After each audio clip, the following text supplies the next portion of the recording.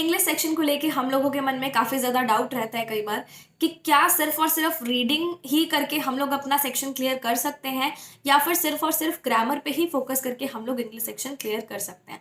Because काफ़ी लोगों को इस सेक्शन में ज़्यादा प्रॉब्लम आती ही आती है। As far as English section of bank examination is considered, तो मैं कहूँगी both should go hand in hand. Grammar part as well as reading part, दोनों की अपनी अलग अलग इंपॉर्टेंस है। Starting with the reading part, reading से आपको क्या क्या मिलता है, व्हाट आर द प्रोज। सबसे पहले आपकी एक रीडिंग हैबिट डेवलप होती है which is very important in your examinations, क्योंकि आपके जो रीडिंग कॉम्प्रीहेंशंस आते हैं वो आपकी रीडिंग हैबिट से ही जो है सॉल्व होने ईजी शुरू हो गए। Reading also develops your habit of understanding, आपको अच्छे से सब चीज़ें समझ में आती हैं कि मुझे चीज़ें किस तरीके से किस पर्सपेक्टिव से समझनी है। आप डेली एडिटोरियल्स पढ़ते हो तो क्यों पढ़ते हो? Just because you need to understand the things कि क्या चल रहा है, क्या पर्सपेक्टिव से मुझे इसको देखना है ना। तो वो आपका view point after reading change होता है। As far as vocabulary is considered, तो वो भी रीडिंग से ही आती है। तो रीडिंग के तो ये प्रॉज हो गए, बट अगर आप सोचोगे कि रीडिंग ही करके क्या मैं बाकी की चीज़ें भी क्लियर कर सकता हूँ, तो नहीं। Grammar plays a very important role.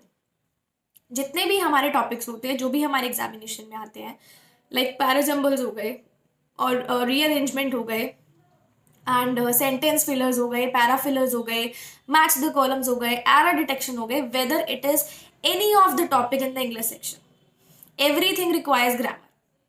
अगर आप एरर डिटेक्शन कर रहे हो तो आपको देखना पड़ेगा कि किस फॉर्मेट में जो है पैराग्राफ फॉर्म किया गया है, क्या उसमें मिस्टेक है, कौन सी वर्ब है, कौन सा सब्जेक्ट है, कौन सा ऑब्जेक्ट है, उसको देख के आप लोग अपने एरर डिटेक्शन करते हो। वेदर वर्ब की कौन सी फॉर्म आनी चाहिए, कौन सा कंजंक्शन आना चाहिए, क्या चीज़ आनी चाहिए, वो आपको सिर्फ और सिर्फ ग्रामर से पता चलती है। अगर मैं मैच द कॉलम्स की बात करूं तो उसमें भी आप बेसिकली क्या देखते हो कि मैं लास्ट वर्ड जो फर्स्ट सेंटेंस का है उसको second word of the second column से कैसे मैच आउट करूं, उसमें भी ग्रामर चाहिए। रीअरेंजमेंट में भी आपको ये देखना पड़ता है कि कहाँ पे नाउन यूज हुआ है, कहाँ पे उसका प्रोनाउन यूज हुआ है। तो बेसिकली जब तक आपकी ग्रामर क्लियर नहीं है आप इंग्लिश के टॉपिक्स नहीं कर सकते। आपको बेसिक अंडरस्टैंडिंग ऑफ ग्रामर चाहिए। And as far as grammar is considered, तो वो वन टाइम ही टॉपिक है, मतलब आपको एक बार अच्छे से ग्रामर को करना है and then you do not need to revise it like again and again. अगर एक बार अच्छे से क्लियर हो गया then it is all right, आपको सब चीज़ें अच्छे से समझ में आने लगेंगी।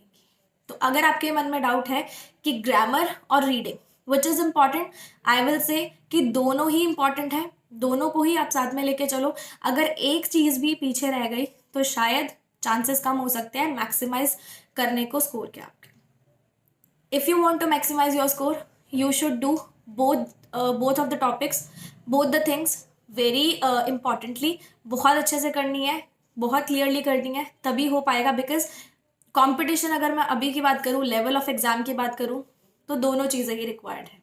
I hope I have cleared it out. Thanks.